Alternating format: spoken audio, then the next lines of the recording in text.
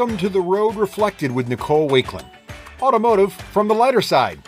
That means cars, but also cookies, coffee, and pie. Up first, what's Nicole behind the wheel of this week? Okay, so this week I was driving the Toyota Prius. The classic. The classic, like the first, like the hybrid that everybody The hybrid thought that started it all. Right? That was the one that everybody first drove. I Movie remember. stars, celebrities. You know what? It was. You say that. Everybody. But there was a moment in time when they were all trying to have, like, be green, and the Prius was the way to show car, you're green. Because it has a very distinctive look. Yes. Well, slightly less distinctive now. And that's not a bad thing. But isn't its distinctive look cut its brand? I mean, isn't that sort of it was kind of, I feel like once upon a time, because it was like the only hybrid, you showed that it was a cool, funky hybrid by making it look a little weird. Like the back end, that very squared off butt. Chop the butt. Just chop it. Butt chop. It was, you either thought it looked really great or you're like, ooh, Prius. I was in the ooh camp. You were in the ooh camp? I never was dazzled by a Prius. Now, we just were driving the new one, and the back goes, it's swoopier. Actually, I didn't even know it was a Prius until this very moment. Which I think is a good thing. I knew it was an electric hybrid because when you drove into the driveway, it made that little hum to alert pedestrians. I feel like this is especially loud. And I know that there's all sorts of regulations about the tones, but it is loud. I think houses 4 doors down, 4 doors down. But I wouldn't have guessed Prius because it doesn't have that distinctive Prius butt. It doesn't have the Prius butt, yes. Yeah. Which is good. I'm glad it doesn't have I think it is time to move on. Because we have a lot of good-looking cars that are now electric and hybrid. There's a lot of hybrids. At the time, we bought a hybrid. It was the first one. We got a Civic hybrid. I don't know that it was the first one. I'm not going to go on record saying that. No, it wasn't the first. I don't think that's right. No, there were other ones, but it was the first big time one. Right. When everybody bought it. Everybody knew about it. It was the first big deal one. And we bought a Honda Accord hybrid, which was also, or Honda Civic hybrid. Honda Civic hybrid. And it was I bought 2 of those things. At the moment, though, it was like, do you want a Prius or you want a Honda? That was it. Now there's just Well, when I countless. was looking for my hybrid, it was right during 2008-ish when gas prices the economy was kind of like in trouble. Right. And you couldn't get a Prius for love or money. Like they were sold out everywhere. They were not negotiating. We nothing. found one place and they wanted to add on like $5,000 to the price. And we said, no, thank you. So I was like, you know what? I've been a Honda owner for a long time. I had you have Acura. been. I had a CRV. I'm like, you know what? I'm going to go to Honda and get a nice Civic hybrid. And I love that thing. It was great. It was great. Yeah. Well, but now it was fine. Good mileage. Now we have the Prius, the new Prius.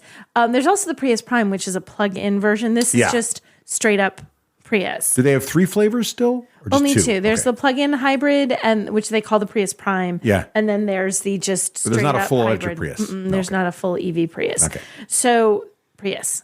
And looks better. Love how it looks. It was all new this year. It looks so much better. Much nicer. It looks like a normal sedan. It looks like a normal sedan. It doesn't somehow scream Prius anymore. No. So first, I love how they've redone the styling of it. It still gets amazing fuel economy. And here's the thing. So it is the EPA at city highway combined. Yeah. 52, 52, 52. That's pretty solid. So 52 is the number that nice you get. grouping, Right? Prius. Makes it easy. Yeah. But, the thing that they talk about with Prius, there's so many hybrids and there's so many vehicles with great fuel economy. Once upon a time, it was like mind-blowing. Now it's like, no, that's really good. But still, it's a great reason. It's a great little hybrid car. Driving it's not the super powerful thing. Part of the reason it gets really good fuel economy is a 2-liter 4-cylinder with 194 horsepower. Baby. Okay, here's the thing. If you mash that gas pedal, oh my gosh, it sounds like it's working. It's loud. But it does go. It doesn't hesitate. So you mash the gas pedal. As long as there's juice in there. Right. It sounds, there's gas in it. It's a hybrid. There's always some kind of juice. So you're not mashing the gas pedal. No, I just remember on my Civic, like when I go up long hills, like mountainous roads, once the battery hybrid part ran out, it'd be like a little lawnmower. It does. It does sound loud. And in fact, we drove it. I drove all the way up to Killington, Vermont. Ooh, nice drive. This weekend in this. So Snow country. Yeah. Which is about a 2.5, not quite hour drive from here. Peak ski season. Yes. Looking sharp in your Prius? Looking sharp oh my gosh, it was so filthy. It's this beautiful blue color. I don't know. You're driving through like salted roads. Reservoir blue is what? No. Reservoir blue. No, you had salt road white. Salt road white. New England winter white. It looked so bad. I'm like, I looked at it and thought, oh God, this poor car. I'm so sorry. Poor little Prius, you have so much salt. Driving home, there's so much salt on the roads in New England right now. It's a cloud. Oh yeah. Other cars kick up. Yeah, it's like driving through a desert. But what I really like about this, I like that it does it does have enough power to move out of its own way. So we're on the highway. If I hit the gas really hard, it's loud, but it will get out of its own way. Handles nicely, nice quiet drive other than the angry engine sounds when you're pressing. Only if you're running out of juice, if you're going uphill the whole way. Right. Once you get the regenerative braking going, you're fine. Yeah, it's just all the time. It's always loud. Yeah. So, unless you're at low speeds and you're just, cruising with it, it's loud when you accelerate hard. And it is fine up the mountains because when you get to Killington, you get to a point where it's highway, and then when it's you're all uphill. Then you're just like uphill, like seriously uphill. It was fine. Made the climb. It was fine. It never felt like it was underpowered or I didn't have enough to get where I needed to go. So I like that. And this is the limited trim. This runs about 37K. I'm going to show him. You can't see it. People, apparently the Maroni did not have all the necessary information. There's a lot of notes on that. There's like hen scratch all over that thing. Another journalist has scratched in 5,000 different dollar amounts. There's all this stuff. But I think the net is that it's about $37,000. That sounds right. That's pretty reasonable for a hybrid. Yes. So not a bad price there. Yeah. And you get a lot of stuff that they have soft tex, they call it. It's like an imitation leather seating surface, but it looks like leather. It's not like vinyl. It genuinely looks like leather. There's heated seats, heated front seats, ventilated front seats, a heated steering wheel. Ooh. One of the weird things is there's only the climate control, the automatic climate control. There's one, so you set it for the whole thing. Oh, so there's no like split driver passenger thing. So me and my bestie who drove up to Killington with me just fought over it the whole time. That's fine. It just creates a little companionship. Yeah. I do love how the wireless charging works in this because it's like a little slot. Think like almost like a file folder diagonally. Like slide your phone in. It slides in. Yeah. So it slides in and it has little grippy things on it, so it holds it nicely. Yeah. I like that. I don't. Well, that way it won't slide off the key charger and lose its connection. If you stop abruptly or if you turn too sharp, they can shoot off of those flat ones. And then you lose your juice. Also they're fly into the passenger seat. They're on the floor in the passenger seat. They're on the floor in the footwell under your. And you're like, this is not safe. So I like that it's locked in there. And they also, I don't think you saw this. In front of that, there's a couple cup holders. And in front of that, there's a little spot enough the size for like a woman's wallet can fit there. But there's a little button there. If you saw it, you pull it up, it opens, and there's a pod underneath there. Ooh. Not very deep. It's small. It's maybe an inch or a couple of inches. A hidden pod. You could like tuck stuff away in there. Stealth pod. So if you wanted to put something tiny out of sight and you didn't want it, well, you can put stuff in there. So I like that they have this little sort of hidden pod in there. I approve of the hidden pod. I like little podlet. I like the Prius podlet. I like that. The Prius podlet. The Prius podlet. The one thing that I genuinely don't like, that I really truly don't like, is the gear shift.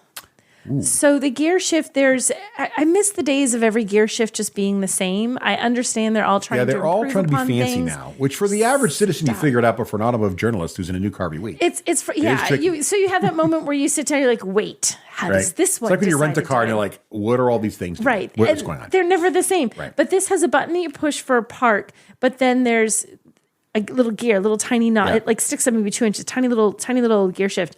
But you have to like push it over as neutral, push it forward as reverse, then back is drive. But it doesn't shift smoothly. I find it a little wonky. And the funny thing is I valet parked the car because parking was terrible in Killington. I'm like, I don't care how much do you want, millions of dollars? Yeah, right. Please just park the car. So I valet parked the car up at Killington. And when like the valet came back, I said, and she's like, I said, no. I said, it's not mine. She said, man, it took me forever. She thought it was a rental. I said, that's fine. But it just she said, I sat there thinking, how do I get this car in gear? Because she was just trying to move it. Right. You literally have to look almost as if you're looking at a manual. Wait, I have to come down. I have to come over and up. I have to come look at the little over shift pattern going. Yeah, you have to look at the little shift pattern. And even when I went I had to wash it and I was trying to put it in neutral. And I'm like, wait, hold on a second. I have a little trouble. I didn't hit the right thing. And I thought, hold please, car wash guy, I got to get this in neutral. So I know it becomes more intuitive as you drive it, but I just don't. I just want it to be nice. Yeah, sometimes that happens. Yeah. So they get too fancy for their own good. They get a little too fancy for their own good, but overall, I like this. I like the Honda Prius, and it was the 2024 North American Car of the Year as well. Ooh. Okay, everyone, if you like what you're hearing, then go ahead and hit that like button. And subscribe either on YouTube or your favorite podcatcher. And don't forget those super snazzy positive reviews on iTunes. Exactly. So last week I talked about a car but didn't tell you how it drove because it was embargoed. Embargo. That's a new sound effect, by the way. I hope not. So the Lexus GX, which is all new. It's been around for a while. It hadn't been redone in a very long time. Okay. They finally redid it and it looks fantastic. And I talked about how good it looks and that it's really great improvements in style and the versatility of the seating and how it works inside. But now I can talk about how it drives. They can give drive impressions, as they say in the industry. Yes, I can give drive impressions because the embargo has lifted. So power for the full lineup is a 3.4-liter twin-turbo V6, 349 horsepower. That's nice. 479 pound-feet of torque. That seems pretty Especially good. that torque number, nice, healthy numbers. That feels like a high number. It's not a small vehicle. This is a big vehicle. It's either 2 rows or 3 rows, depending on the trim. The base, most of the trims are 3 rows. Yeah. The Overtrail and Overtrail Plus are only 2 rows. Those are the new sort of super off-road-ish versions. I remember talking about the Overtrail name tag. The Overtrail goes over landing, which I just skip the trail altogether. Go right over it. Just right over. Don't even need it. So we had a chance to drive this on the road quite a bit, and we had a chance to drive this in the dirt. Did you go over the trail? We went over some trails. Yes. Okay. Great. So I guess it fit the billing. All right. So it happened to. This is in Arizona, and it happened to have rained quite a bit in Arizona. Ooh. So we missed out on a little bit because they always come up with, whenever they take us on these off-road programs, there's generally a certain amount where you're just driving on dirt that's dirt. But then they try to come up with little courses to help show off what the vehicles can do. So they work to build these courses so they can show off the articulation, which is when you got one wheel popped in the air and the other wheel's on the ground. You know, like when you're going over bumps and stuff. Maybe some mud pits. Mud to show if you can go through mud. It's tricky in a desert. And rocks to either rock crawling if you're in a Jeep or, just to show you everything, and even to show you like the crawl control downhill that some things have and how it handles it off-road. So they work really hard to build these little trails, these little courses, and then Mother Nature goes, dump rain. Yeah. So it's all a mud trail now. Well, it wasn't all a mud trail. There was part of it that they didn't have us do because they said now it's just mud. Like there's nothing technical here. It's mud with mud, like mud. But they did still let us drive on 2 off-road sections that they had. So we took it in the desert. We're on this muddy bits, and there's nothing really deep mud, but slick mud. The kind of thing where you're going up, and if you're not if you're just in a car and you want to two-wheel drive, you might slip. Right, you would spin. So these are all, the full lineup is 4-wheel drive, but the Overtrail and Overtrail Plus, I keep wanting to get it wrong. In addition to the 4-wheel drive, they also have an electronic locking rear diff. Ooh. And they have something called electronic kinetic dynamic suspension. I have to read this, which basically it disconnects the stabilizer bar so you have more articulation off-road. Okay. So you can They could have said that. That's a lot of words for that. But they also, it's called like EKDS. It's got That's quite an acronym. Okay. Yeah. But yeah, electronic kinetic dynamic suspension. So this is the thing about it. This Lexus GX, Lexus is a luxury brand. The GX is a luxury vehicle, and it looks it inside. They have the beautiful trims. They have the beautiful styling. They're very comfortable, very quiet.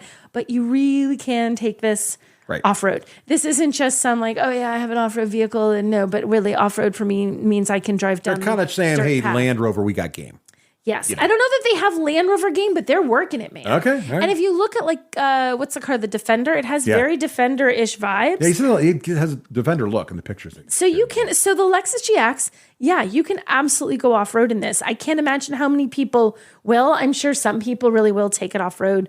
Excuse me. And I think that's great. I think it's nice to have a luxury vehicle that will let you like put your foot in both worlds. You can do the off-road thing when you want to. You can go through mud and dirt. You can go up steep bits. You can genuinely handle challenging terrain in this vehicle. You can genuinely do it.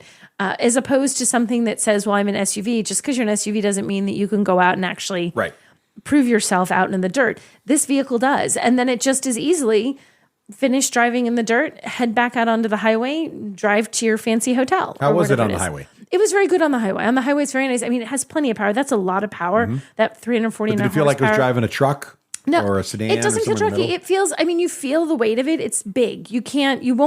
You're not going to forget that you're driving a big SUV, but it is a smooth SUV. And one of the things they did, I think it's had a 6-speed transmission before. Now it has a 10-speed. Oh, wow. And that makes the shift smoother. So as you accelerate really hard, the whole process of getting up to speed is smoother and quieter. And it does that. And that adds to the whole sort of luxury vibe that, you don't want a luxury SUV for a family should not sound rough and be harsh and be loud and like wake the kids up as you have to pass trucks on a highway. It should be so quiet that you can fall asleep and you don't wake up until you get to your destination. You're riding in the back. Just loungy. Just lounge in the back. So this is exactly what this did. It was really very nice and quiet. I thought it was easy handling too. Like I almost missed a turn, so I braked hard and like took the turn, but I took it faster, a little sharper than I would have if I had not. Did you have a power slide? No, I did not. But like if I had not missed the gigantic Lexus sign that said turn here, I'm like right here. So it was a short stop, and I thought, oh, that was a pretty short stop on a relatively high speed and taking a turn really quick, and it was totally fine. You didn't feel any like nosedive, you didn't feel any body roll, so it was nice. So I thought, okay, that was exactly when you would feel an SUV that was sloppy. You would feel it at that moment, and it didn't feel sloppy. Didn't feel harsh. So I thought the GX was really good. I really enjoyed driving it, and I think think people who knew the old GX, the new GX is leagues better. Is it like, would you say it's like a different car? Like, is it comparable? I don't know that I would say. Or should you be like, if you've never looked at a GX before, even if you have, you should check this out. If you looked at a GX and you think you know what the GX is, you don't anymore. It's enough that you should give it another look. If you were looking for a 3-row or a 2-row in the case of the Overtrail Plus, and you have driven the old Lexus GX and you thought, no, this just isn't quite what I want. It doesn't do quite what I want to do. It doesn't have quite the style. It doesn't have quite the ride. It doesn't have quite the transmission. If you thought it was meh, if it didn't quite impress you, go drive the new one. It's definitely worth driving because they've vastly improved this. So I think it's a good contender, and everybody's going for that. We all want this vehicle, that sort of boxy, off-roady looking, sort of rugged. No more this like refined, great big chrome grille. Everybody wants an off-roady SUV, and that's what the new. But only a Lexus has the electronic kinetic dynamic suspension. Exactly. Hey, wait, did we just drive by a bakery? Okay, so I told you that I drove the Prius all the way up to Killington, Vermont. A lovely drive. In a beautiful part of the country. It is beautiful, and it's winter, so it's winter snowy. If you love that snowy landscape, the further you get into Vermont, the more it delivers. So I've been up to Killington during the summer, actually, because there's great hiking up there. Oh, yeah. A beautiful place up there. But I don't know that I've been to Killington specifically in the winter because I don't ski. Right. I skied when I was in 3rd grade, 4th grade. I haven't since, and since I have no desire. We're more vicarious skiers, like the hot chocolate. Right. The little après ski snacks. The stuff that comes after and before skiing, I'm game. But the actual tubing. I'll do tubing. Tubing, yes, which is nothing like skiing. Stick me in a tube and go down the hill. That's low effort. And then I get the hot chocolate at the end anyway. No skill is required for tubing. Skill is required for skiing. Yes. So, although I did see some ski schools and they had little teeny tiny little kids, they were like little toddlers. And then the other ski school had grown-ups. I'm like, oh, that would be the ski school for me. Little toddlers just went zoom right by the adults that were going, trying on the barely enough to make you move downhill slope at this little thing. That's about because they had a little training thing. But good for you if you're going to learn to ski late. Anyway, I haven't skied in a million years. But Subaru has something called WinterFest that they do at different mountains because Subaru is your outdoorsy brand. Yeah. Go Subaru, go adventure, right? And so they have one in Killington, Vermont. And the Subaru folks said, do you want a couple of lift tickets? Well, I don't ski, but my bestie and her son love to ski. And I said, hey guys, if I took us up to Killington for a weekend, we can hang out. You can ski as much as you want. And her son's old enough to ski on his own. Schmooze at the little and we can Subaru go event. sit and I could go check out the WinterFest and hang out in the lodge and drink warm drinks while you lunatics are out skiing in the freezing cold. Yes. Which, by the way, can I just say, I saw this one guy, he had the one-piece ski outfit, it wasn't like a jacket and the ski onesie, like the ski onesie, but it was made to look like a NASA astronaut. Oh, I'm envious. And I looked at him I looked at it and had Did his ski helmet look like a helmet? Like he didn't have it. I didn't see the helmet because he was sitting at a table. We were inside the lodge, but I'm like, that's what I want. I'd learn to ski just to wear that, just to be able to wear the NASA onesie, little jumpsuit. I guess a jumpsuit. I think they call that a spacesuit. Would be a snowsuit. I guess it's kind of a snowsuit. I guess it'd be a snowsuit. As a kid, we called those snowsuits. We call those snowsuits. Do they still zipped up? It's call one it a giant piece, snowsuit? like in A Christmas Story. Right, exactly. Except not quite as poofy. right. Yes. So Anyway, so I went to after she skied for a while with her son, who skied like the whole day nonstop. Yeah. She's like, I'm done skiing. He's still skiing. He's on his own. And we went to this little Subaru WinterFest, and they have all these they have a bunch of Subarus all tricked out with cool stuff like rooftop tents. Of course they do. And they have stuff where there's custom made like air beds that are like single piece, like so each have that slide right into the back of I think it was a Subaru Outback. Well, mini air mattresses. And they had like Thule, the roof things. Yeah, the roof rack guys. Well, they had one where they had keys, and you could put the key in, and if your key opened if you got the lucky key, you could you win one a of the Subaru? things out. No, not that lucky. No, you could get, but if it opened it, there was all sorts of random Subaru loot, like hats and gloves, and and you could take a thing. Maybe a NASA onesie. There was no, I don't know. My key didn't open it. Don't know. Right? But the guy was really nice. I'm like, dang it. So all you had to go inside and sit in your Subaru first, and you got a little taste of the Harman Kardon audio system, which is the audio that they use. Yeah. And then you could use your little key and try and open it. But they had some food that you could buy, but they also have some free stuff. Yeah. I forgot the name of the granola bar, but I did get the little granola bar, but it was 22 degrees, and I bit in the granola. I'm like, was it frozen? I was like, this is going to have to wait. I literally wrapped it back up into my pocket because this is all outside. Yes, very chilling. Cold. Who knew?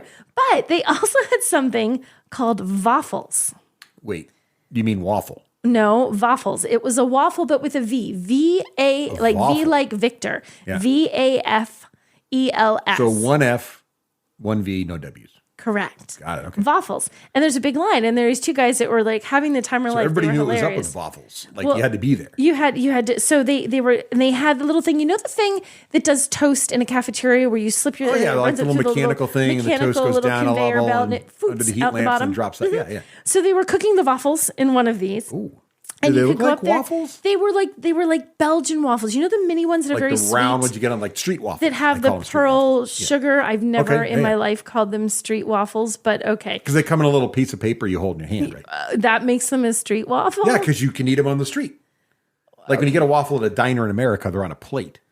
So all you have to do to a food to make it a street food is put paper around it so you can hold it. You have to be able to carry it. Exactly. Like hot dog is not street food. Corn dog, street food. You can eat Actually, a hot dog is street That's food. a bad example. Yeah, they come in paper most of the time. Example. They come in paper sometimes in the right restaurant. Regular tacos and street tacos are different. Okay. Yes. Okay, fine. Corn on a cob on a stick, street corn. Okay, but if you it usually just needs a stick. But in this case, piece of paper. So the waffle and a piece of paper. So it comes in a little piece of fries paper. in a cone, street fries. Okay, so the waffle, it is a little, and I think like it's small. It's not like a giant waffle the size of your plate. It's the size of like it's tiny. If you put your fingers together, like your thumb and your pointer finger together and make a little circle. So it's a little round thing. Right, but not perfectly round. They're always like, it's always as if you didn't put the right amount of batter in there, and they have like rugged edges, right? So I see these, and you're waiting in line for it. Gotta have a waffle. Oh, I'll go have one of these. This is like a waffle thing. Then I get to the front of the line, or almost to the front, and I realize it's not just a waffle with a funny name. It's actually, it's a plant-based waffle. And I am immediately skeptical. Minute. You've been scammed. I am immediately skeptical. This is scam. This is like gluten-free cookies. But I've waited now in the line at WinterFest in the cold, and my toes are getting a little cold, and they smell really good. Bait and switch. No, but they smell really good, right? So I thought, okay, well, if I hate this thing. Well, it's free, so you can always throw it away. It's free. Right. It's not like I paid for the go waffle. warm up your granola bar. Right? I can go inside, like warm my granola bar Roast the granola bar like a s'more, and be ready blow to on the go. granola bar, and I'll be fine. I've got this granola bar, right? So they're giving out, and they have them. They give them to you. They were so good. Really? They were really, really good. Really? Like, and the things, I looked it up. There's no egg, no milk, no dairy. Okay. Right? So these are... Is there gluten? I don't remember if they were gluten-free. Okay. And it's like a company based in Colorado, and you can order them online. They were really good. So that explains the waffle name. The waffle because name. they're basically waffles and everything except for the way they're made. Right, the ingredients. If you close your eyes and bit a regular waffle. If you handed me one of these, if you handed me one that was a regular Belgian little street waffle, as you're going to call them, and a waffle, I don't think I could tell the difference. Now, did they cover it in various toppings? No, these were just, there's a million people at Subaru WinterFest, and so they were just cranking them out. Powdered sugar and they just hand them to you in little paper. Wow, okay. But they have Belgian pearl sugar, like that pearlized sugar in them that makes them sweet. So they're sweet. They're already pre-sweet. They're sort of like pre-sweetened because that's a part of the process of making them. They also had stroop waffles. Well, there you go. But Are these normal stroopwafels, or are they fancy? I think these were dairy, still. I think these were the plant based, but they didn't. I don't know if when I happened to get up there, stroopwafels weren't available, or if they were just like, hey, we have these too. But I didn't see the stroopwafels. I just saw them on the sign. But I had the regular Belgian waffles, and I was my friend who is always all about the like, oh, let's eat this healthy thing. She's like, they're going to be good. These are going to be terrible. They're going to be good. They're going to be terrible. I'm like, crud, she's right. They're really, really good.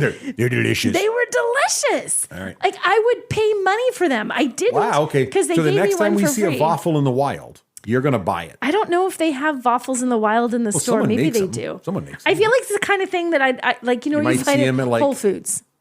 Actually, didn't we get a bag of waffles? That wasn't them, though. It's different. Those were not as good. They're like gluten-free or something. The ones I got that I actually got at Whole Foods, I know that those are good for me. These you wouldn't know they were good for you, which is when I think they've done it right. If you don't know the thing you're eating is good for you, has been altered to be better for you than the real one. Yeah. Like we've taken out the good parts and you don't know it, I am 100% for that. Okay. So I had Waffles. I actually had a plant-based product that shouldn't have been, that was delicious. Impressive.